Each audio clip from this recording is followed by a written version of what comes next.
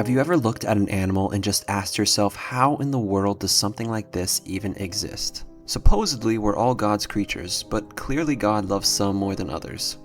Animals can invoke feelings of wonder, curiosity, and even fear. But animals have been around for millions and millions of years, and ancient animals that have long ceased to exist seem to summon feelings of mystery and majesty more so than their contemporary counterparts. I believe this is part of what makes dinosaurs so popular. The movie Jurassic Park captures that feeling of seeing a new animal for the first time perfectly. It feels a little scary, but you are overall left with a feeling of wonderment. Watching that movie and seeing those dinosaurs for the first time became a core memory. But while the movie creates that feeling, can a video game based on the Jurassic Park franchise do the same? Jurassic World Evolution 2 is a park building game where the focus is on dinosaurs featured in the Jurassic movie franchise. You incubate and release your favorite dinosaurs, house them in enclosures, and try to make some money while you're at it. In a game like this, graphics are fairly important. While I generally am of the opinion that gameplay is more important than graphics, certain games like this one are the exception to that rule.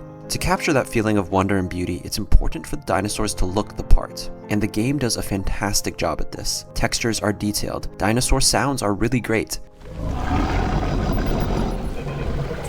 And although I am no paleontologist, the animations and behavior seem to be fairly realistic.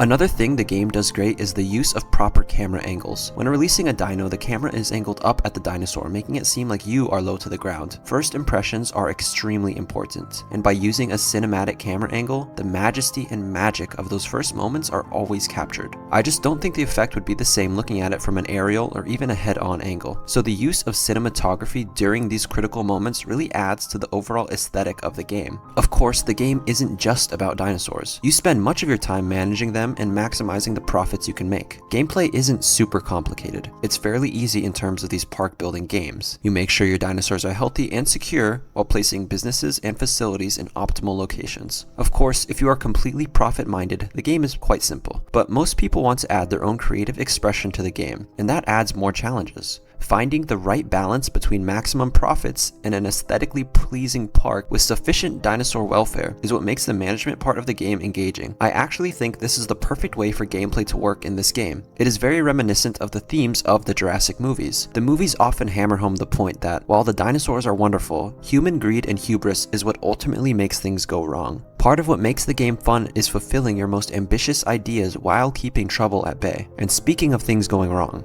Yeah, but your scientists were so preoccupied with whether or not they could, they didn't stop to think if they should.